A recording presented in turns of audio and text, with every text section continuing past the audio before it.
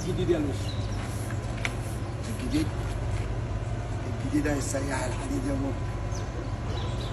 اخش اشوف الرجاله. اتصال اتصال اتصال. تعبت. روح انت على الاستوديو. اخويا موكل.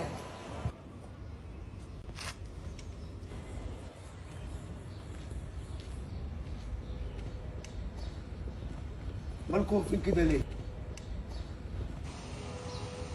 المعزة ماتت؟ ومين ده؟ ما تنطقوا. بصراحة جودة خد الرجالة وراحوا جابوا الراجل ده بيشتمك على كل السوشيال ميديا. رجالة؟ رجالة مين؟ وجابوا مين؟ احنا بصراحة اتخانقنا من الناس اللي بتقعد تشتمك، رحنا جبناه. ما ينفعش الشتايم دي عشان اسمك في الشارع علوشة. طول عمرك بتقف مع الناس يا لوشة من غير مقابل. رجالة رجالة.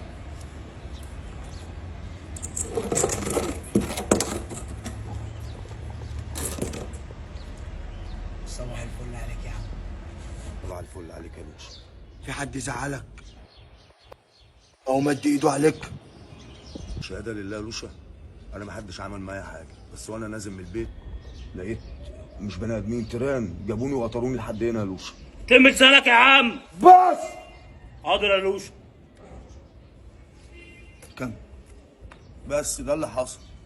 انا هوريك دلوقتي الكلام معاهم هيبقى عامل ازاي. بس انا عايز اقول لك حاجه. انت كدني، اشتمني، جرح فيا. ليه؟ انا كل القصه ربنا شاور عليا. انا اقل حد في الدنيا دي. انا ماشي بستر ربنا ومراد امي شاور عليا. مستكترينها مستكترينها. يا ريس، يا ريس، انت بتمسكوا الممثلين، تمسكوا الفنانين، المطربين، لعيبه الكوره. يا ريس انتوا بتقطعوا فيهم، بتقعدوهم في البيت، بتخلصوا عليهم. يا ريس الناس دي ليهم اخت، ليهم بنت، ليهم زوجه، ليهم ام قلبها بيتجرح على ابنها وهي شايفاه بيتقطع فيه. كل اللي طالبه منك لله انتكت بحب وباحترام خصومه بس، وحقك عندي.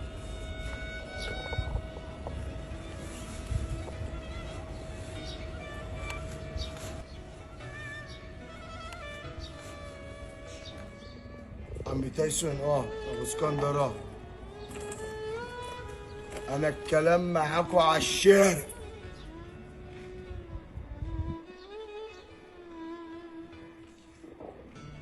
اسمع ووزنوا الكلام. لوشة القديم مات، في لوشة جديد. بسمع شتيمة امي وبسكت. الطفل بيقلد الحركة بتاعتي، الطفل بيقلد القصة بتاعتي. ما بقتش بعمل حاجة في الفيديوهات بلطجة عشان الطفل بيقلدني. أنا تعبان، أنا ما بنامش. أسمع شتيمة أمي في ودني وبسكت عشان ما ينفعش أتكلم في الوقت ده.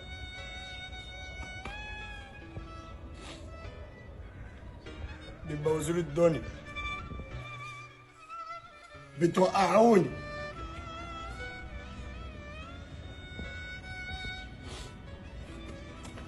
مش انا قلت اي حد يشتمني على السوشيال ميديا بامي، ببلدي، باي حد، محدش يرد احتراما للطفل اللي بيتفرج على ردنا. عشان لو الرد وحش هيشتم، لو رديت حلو وبأدب على الشتيمة لما يتشتم هيعمل زيي وهيعمل زينا وهيرد كويس. انت وقعتني، محدش يكلمني تاني.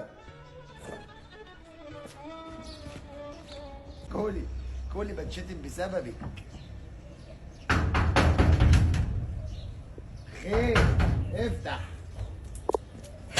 افتح. ابو اسكندر عم تايسون. خلينا نخش. عم تايسون اتفضل.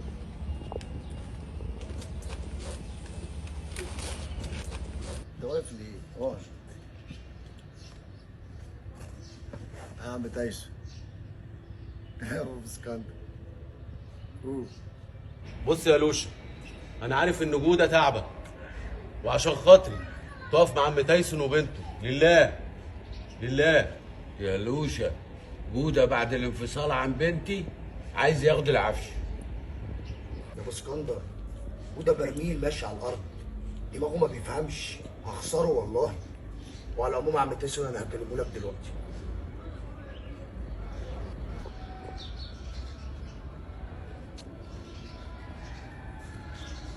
ايه يا جودة؟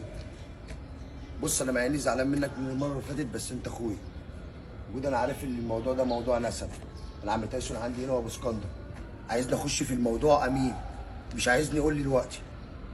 بس هتيجي فرداني، ومش عايز دماغك التعبانه دي، عايزين نحل. ها؟ وانا مستنيك. يلا.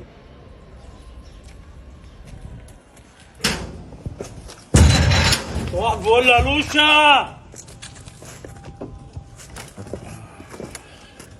ها ايه رايك في الدخله؟ بديناها اهو عشان بس تعرفوا. احنا معاك اهو يا اخونا لوشا. بص يا سفاح، انت عارف انت اخويا بره اي كلام. خلي بالك يا اسطى، لو اتصلت بيك قلت لك تعالى فرداني مع احترامي لاخويا، عشان ده موضوع ايه؟ في نسب وفي بنت ناس. انت برضو بتحطني في قصص على بوره، برضو مصمم. بس عادي. امشيه يعني يا لوشا؟ لا ما تمشيهوش، انت هتحطني في غلط. خلاص. بص يا جوده، دلوقتي انت كنت متجوز واحده بنت ناس، خرجتوا بالمعروف، طلقتها، ما حصلش بينكم نصيب، تاخد حاجتها يا اسطى. طالما انت اللي مخلص، انت اللي عايز تطلق. عارف حتى هي لو هي اللي سايباك تاخد حاجتها، ده حق ربنا. وانت قلت لي اقعد في القعده، هتقعد ترغي وتقعد تقول لي مش عارف ايه، براحتك. ها يا ابو اسكندر، ايه اللي يرضيك انت وعم تايسون؟ اللي يرضي عم حسني وبنته يرضيني. وانا اللي يرضيني اخد حاجة بنتي وكل واحد يروح لحاله. ها ايه رايك في الكلام ده يا جوده؟ بص يا عم لوشا، انا هديهم الحاجه، بس بعد كده انت مالكش فيه. هات واحده يا جوده. هو ايه اللي ماليش فيه؟